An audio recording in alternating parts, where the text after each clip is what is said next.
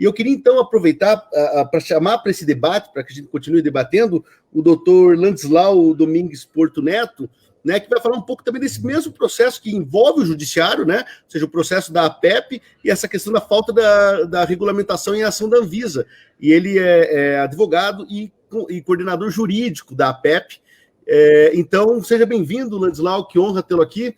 E eu acho que dentro dessa conversa que já começamos com a doutora Bianca, né, se você quiser complementar um pouco a partir desse ponto, dessas dificuldades que vocês estão enfrentando, para que depois também a doutora Bianca possa complementar. Está sem som. Boa tarde a todos. Obrigado. Queria agradecer a oportunidade de estar aqui, o convite da doutora Elaine. É uma honra estar aqui, sempre bom debater cannabis no país, né? Assim, as dificuldades, eu acho que da APEP foi desde a criação, né? A Margarete, quando iniciou o tratamento da filha dela, sempre encontrou muita dificuldade. Então, a questão da liminar, do problema da APEP, foi mais uma dificuldade que é encontrado no âmbito de quem trabalha com cannabis, né? Então, a gente sabe que, como eu falei com o Marcos ontem, a gente sempre soube que nunca seria fácil, né? Então, para falar sobre a questão da ação da APEP, né? A ação da APEP ela é muito mais do que ação jurídica, né? Eu acho que é o movimento, né? O movimento que a APEP faz. Eu acho que esse movimento, eu acho que é mais a ação jurídica foi mais um passo de toda a movimentação civil, né? Que começaram com as mães, que são mulheres, né? Na grande maioria dos pacientes ou são mães ou são pacientes. Então, é uma luta das mulheres, importante frisar, né? Então, essa ação ela vem desde o início, quando a Margarete conseguiu o primeiro HC do Brasil, né? E a demanda em relação à judicialização, né? Foi em razão da grande demanda de pacientes, de pessoas que procuravam a APEP no sentido de ter acesso ao remédio e quão difícil era, né? Então, foi uma construção difícil, não foi fácil, né?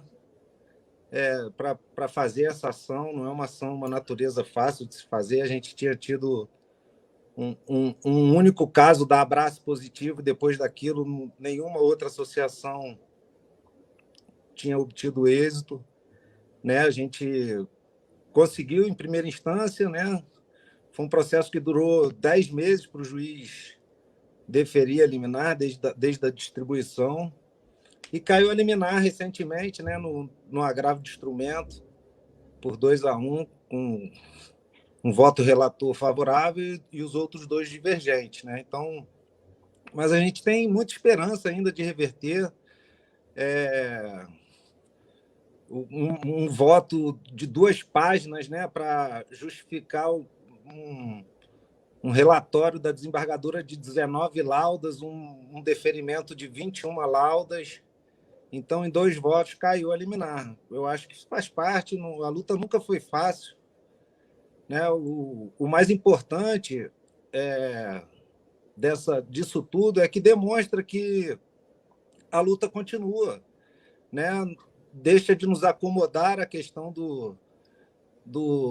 da luta, do associativismo, das pessoas estarem juntas, de precisar lutar por uma oportunidade melhor, né? Isso dá ânimo, na verdade, né? Isso não abaixa a nossa guarda. Então, tanto que lançamos um projeto, 10 mil plantas, né? Então, por sonhar, né? Isso é muito em razão disso. Acho que quando se falava lá da desobediência civil, né? Se questionava a questão e a gente falava, não, a gente só vai obedecer a lei que é justa, e isso vale para decisão injusta também, né? Então, a desobediência civil, ela não é só para uma lei que é injusta. A desobediência civil é o último espaço da cidadania, então temos que defendê-la até o fim, né? Exato. Então, quando a decisão é injusta, a gente vai continuar cumprindo a desobediência civil. Se a lei que o doutor Paulo Teixeira falou muito bem, tem seus elogios, mas a questão do cultivo individual é uma coisa também que Quer dizer, ela vai continuar sendo injusta.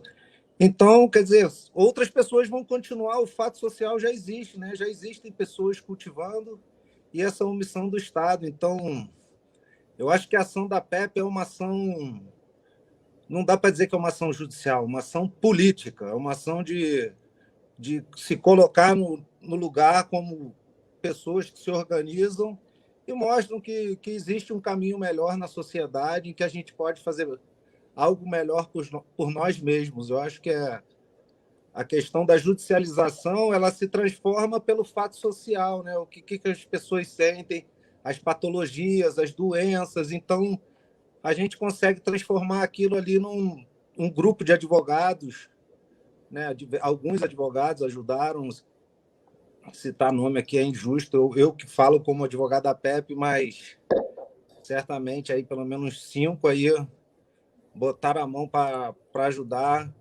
Então é uma ação que teve a questão do Ministério Público Federal, importante, né? Esse órgão que eu tenho tido reunião com o Ministério Público Federal de outros estados para outras associações e é impressionante a receptividade desse órgão com um tema que, em tese, né, quando ele há pouco tempo atrás era o órgão acusador, né? Então, ele luta pelo cultivo. Eu tenho parabenizado essa transformação dentro do Ministério Público Federal. Na Justiça ainda um pouco mais conservadora, né? A gente tendo um pouco mais de dificuldade, mas realmente o Ministério Público Federal vem sendo um órgão louvável nos HCs, inclusive também, nas associações, das outras associações. Então, acho que vai muito em cima disso. Eu não sei se eu falei no tempo, se eu extrapolei. Não, que isso, é uma conversa mesmo e tá ótimo. E acho, Landislau, que é justamente isso, né? Também, doutora Bianca, já voltando para você, a mesma pergunta. A vida, ela não espera despacho, né? A vida não espera prazo, né? A vida é aquela mãe que tá ali com a criança tendo problema, que ouviu dizer que aquilo dá certo e que pesquisou por sangue próprio, que conhecia um daquele cara que é um maconheiro ruim, não sei o que lá, que fala, olha, eu te dou um pouquinho aqui de óleo, eu te dou um pouquinho aqui de planta, e esse cara, né, e essa mãe, quer dizer, né, pesquisando, faz o óleo e depois descobre uma associação e vai esse crescimento, e como é importante a gente fazer essa costura, porque eu concordo com você, né, mais vale um pingo de ação do que uma tonelada de teoria. E esse processo pelo qual a SEBEC, inclusive, eu quero mais uma vez parabenizar a doutora Eliane, né, pelo esforço, e já passando a palavra para a nossa advogada Bianca, para pensar como que você vê o judiciário, quais são os entraves que você também tem sofrido, né, nas suas ações, nas suas dificuldades, nos processos, né, que você tem enfrentado, inclusive, com as mães jardineiras aí, doutora Bianca. É verdade, Aki. Eu vou te dizer o seguinte, aqui em São Paulo, a gente tem utilizado bastante da Justiça Estadual, tá? Principalmente o DIPO. O DIPO é o responsável pelo processamento de inquéritos. Então, quando a pessoa não tem, né, nenhuma investigação em andamento, você deve ajuizar o habeas corpus, e mora na capital, você deve ajuizar o habeas corpus diretamente no DIPO. E no DIPO nós temos uma juíza excelente, doutora Júlia. Então, ela tem concedido muitos habeas corpus para as mães jardineiras, tá? Ela tem uma questão importante, ela pede sempre o curso, né? E ela pede que a pessoa comprove o curso do SEBRID. Por quê? Porque aí a gente tem a Unifesp, né, dando toda essa retaguarda, mostrando que quem está fazendo aquele curso é uma pessoa séria, é um paciente que vai precisar de um habeas corpus ali na frente, e que ele está, né, o curso do SEBRID tem 3, 4 meses de duração, e que ele está imbuído de aprender realmente, para poder fazer o seu próprio medicamento, né? E que ele não tem condições de custear esse medicamento. Então, vou te dizer assim, ó, a maior problemática que eu vejo para aqueles que não estão no projeto é o acesso a toda a equipe multidisciplinar. Porque não é qualquer pessoa que consegue ter acesso a médico, que consegue ter acesso a agrônomo, que consegue ter acesso gratuito, né, a advogados. Então, a maior problemática da sociedade em geral, principalmente as mulheres em situação de vulnerabilidade, é não ter esse tipo de acesso no sistema público, né? A Defensoria Pública pede uma infinitude de documentos que essa mãe e essa paciente muitas vezes nem sabem por onde começar a procurar. E aí elas não têm ninguém para ajudar, né? Elas têm que fazer esse caminho sozinhas. Na SBEC, no projeto Mães e Mulheres Jardineiras, a gente tem pessoas voluntárias que não recebem nada por isso e que ajudam essas mães e essas pacientes nesse caminho de busca de documentos. Eu ainda vejo que a busca de documentos é mais demorada que o próprio HC, né? O próprio HC, ele sai ali em 30 dias tranquilamente, mas a busca de documentos, ela leva meses, seja para fazer um curso, seja para pedir autorização na Anvisa, né? Encaminhar as receitas, conseguir o contato com o agrônomo. Então, eu vejo que a parte da internet nos ajuda muito nisso. Essas mulheres hoje, né, tendo um acesso à internet, elas conseguem viabilizar, agilizar esse contato e essa busca de documentos, inclusive em formato de imagem, em formato de PDF, elas encaminham para a nossa equipe do jurídico, todos voluntários, e a gente pode montar o habeas corpus, verificar onde ele vai ser distribuído. Se a pessoa estiver na capital, vai ser no DIPO, né? E a gente fica rezando para que caia nessa juíza maravilhosa, porque ela tem uma tese linda de se ler assim na sentença, muito humana e muito justa. Então, o trabalho hoje está de vento em popa, eu diria, com muitas mãos, né? E muitas vitórias, ainda bem, ainda bem. Claro que tem os casos, sempre vão ter os casos, né, em que não há o êxito, mas isso faz parte do risco. E essas mães e mulheres, elas já estão previamente avisadas que nada é 100%, que a gente vai fazer de tudo para que elas consigam, que a gente vai recorrer até Brasília, se for preciso, né? Mas que elas precisam ter também um pouco de cuidado nesse plantio, ter uma certa discrição nesse plantio, porque às vezes é um vizinho, né, o primeiro a nos denunciar e a nos prejudicar. Então, Aki e Ladislau, eu sempre me manifesto no sentido de educação, né? Compartilhar essa live, compartilhar o abaixo-assinado da APEP, para que a APEP possa voltar a ter aí uma segurança na justiça e continuar mantendo a associação e ajudando tantos pacientes como ajudam, assim como isso também possivelmente vai vir a ser o futuro da SBEC, né? Por que não?